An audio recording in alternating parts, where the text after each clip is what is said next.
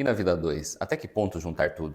É muito difícil você iniciar um casamento, ou até mesmo uma união estável, ou até mesmo o famoso juntar os trapos, sendo que você tem duas culturas diferentes, duas famílias diferentes em tudo e principalmente no que trata em dinheiro.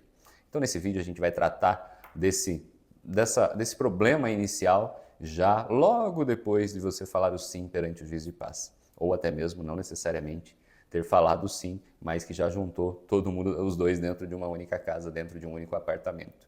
Então já curte, compartilha. Se não é inscrito, se inscreve no canal, porque a gente vai trazer muitas dicas aqui de como você tratar do dinheiro, das finanças do casal verdadeiramente e não cada um tratando do seu apenas.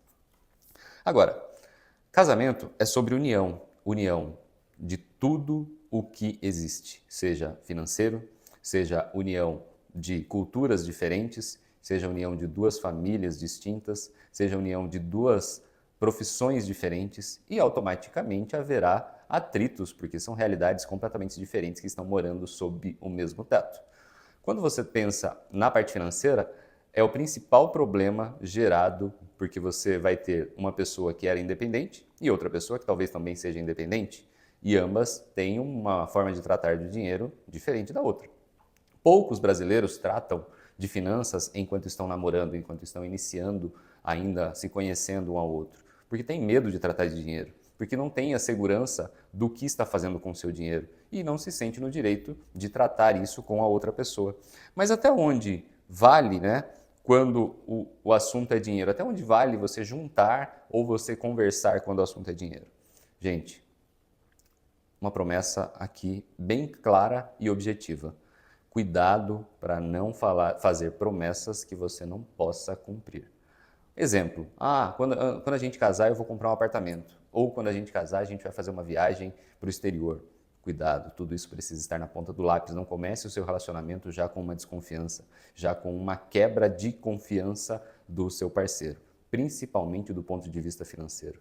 Não mostre ser mais do que você é financeiramente. Não crie coisas de que você verdadeiramente não tenha, porque a verdade virá à tona e no pior momento, quando vocês estiverem sob o mesmo teto, certo?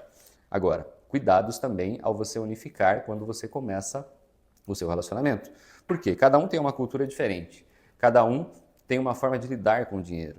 A partir dali, haverá a necessidade de um ceder de um lado, outro ceder de outro lado, porque as despesas vão aumentar. O que papai e mamãe muitas vezes pagava, como água, luz, telefone e alguns gastos a mais de casa, vocês passarão a pagar. Então, nesse momento, essa união ela é muito saudável e necessária, mas muito cuidado. Tem que haver muita transparência, porque nessa hora as coisas aparecem com toda certeza. Muitos casais vivem com orçamentos distintos. Desde que tudo isso seja combinado antes, não há problema algum. Desde que haja verdadeiramente um combinado ali de que cada um vai ser responsável por uma coisa e por outra, não há problema. Desde que cada um faça a sua lição de casa corretamente. Mas, a minha opinião, dentro de um casamento, tem que ter união principalmente na parte financeira. Caso contrário, o dinheiro, que pode ser, por exemplo, um ótimo salário de um ótimo salário do outro, ele com certeza passará a ter problemas. Pode vir até a faltar dinheiro no final do mês ou para pagar a conta do cartão de crédito, por exemplo, certo? Quando você não trata do dinheiro corretamente no seu casamento, você perde a eficiência do seu salário. Isso quer dizer que o seu dinheiro ele vai durar menos, porque você está gastando aleatoriamente. Muitas vezes um compra uma coisa, o outro compra a mesma coisa, porque não há essa comunicação. Então a comunicação dentro do casamento, ela é essencial. Isso mata de todas as formas possíveis uma desorganização financeira. Conversem sobre dinheiro, falem sobre planos, falem sobre objetivos, falem sobre sonhos. Um precisa conhecer o outro. O seu sonho está obrigatoriamente atrelado ao sonho do outro. Faça suas concessões, abra mão de algumas coisas para também incluir o sonho de do outro lado, porque você precisa ter ali um sonho em comum. Caso contrário, se você coloca uma pessoa remando para um lado e outra remando para o outro, jamais você vai sair do lugar. Quando você tem falta de metas conjuntas, não há como você pensar em um orçamento, em finanças unidas. Não há que se falar nisso, porque se cada um tem o seu sonho, por que um vai lutar pelo sonho do outro? E não é assim que funciona em um casamento. Em um casamento as metas têm que ser juntas, serão dois salários juntos, um monte de sonho que você vai ter que juntar, para que ambos façam uma viagem dos sonhos juntos, ambos consigam adquirir o carro dos sonhos, a moto dos sonhos. Tudo isso precisa ser combinado antes para que não tenha problema lá na frente. É como remar um barco com 2 remos em direções diferentes, se você não tiver combinado. Por quê? Imagina só, 2 pessoas remando, uma de cada lado, você não vai sair do lugar. Falando em física, a força resultante ali vai ser 0. Você não sai literalmente do lugar, ok?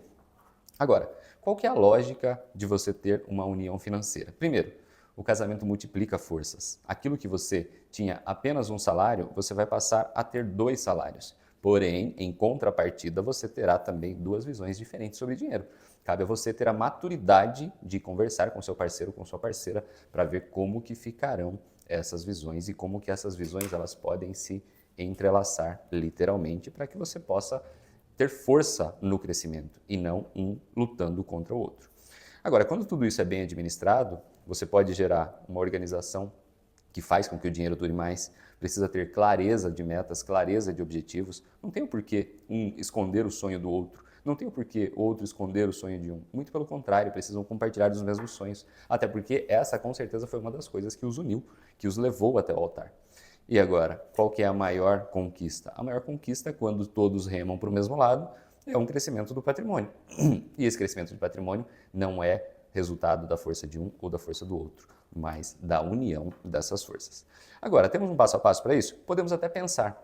Você precisa escolher um orçamento.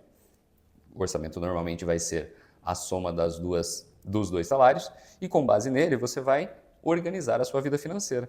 Você vai somar os seus gastos em uma única planilha e somar aquilo que vocês têm de entrada, de receita e ver quanto que está sobrando no final do mês. O que não pode sobrar é dívida no final do mês, tem que sobrar salário no final do mês. A organização não vai deixar que no final tenha saldo negativo. E gradualmente você pode ir juntando as suas contas bancárias.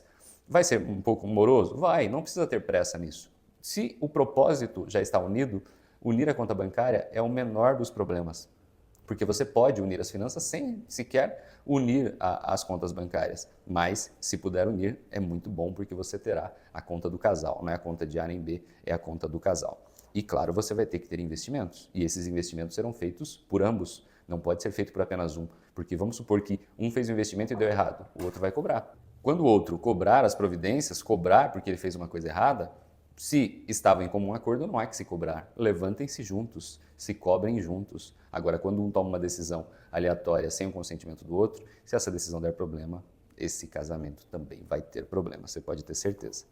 E claro, para você não pagar juros, coloca tudo em débito automático, desde que você saiba o que você está gastando, desde que você não tenha lá meia dúzia de streamings, desde que você não tenha lá um monte de gasto que você não sabe para onde está indo. Então você sabe quanto está sendo gasto? Ok. Coloca em débito automático. Menos trabalho, menos dor de cabeça e não vai pagar juros.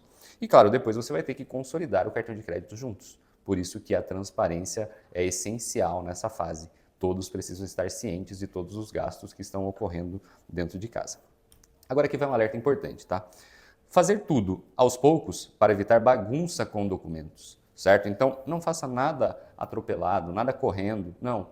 Estabeleçam um cronograma. Ó, hoje a gente vai juntar todas as despesas aqui. Uma vez juntadas as despesas, bom, agora a gente vai somar com a receita e fazer o cálculo juntos do que está sobrando. Feito o cálculo junto, ok. O nosso dinheiro está sendo suficiente para pagar. O que a gente pode cortar daqui? Tem alguma coisa que a gente está gastando demais que pode cortar? Só quando você tiver tudo isso anotado no papel, você conseguirá ter essa visão do que pode ser cortado. Caso você não tenha organização, o dinheiro vai pelo ralo e você não sabe nem para onde ele está indo. A transparência no diálogo precisa existir diariamente na vida em casal. Deu algum problema nas finanças? O seu parceiro ou sua parceira tem que ser o primeiro a saber. Porque acredite, se baterem na tua porta te entregando uma intimação de cobrança, ele ou ela vai ser o primeiro a saber dessa dívida depois. Mas aí já vai existir uma quebra de confiança, porque um não falou para o outro, certo? Agora, precisamos reforçar uma coisa, tá? Finanças unidas funciona como eficiência, com clareza e mais resultados. Isso é muito importante.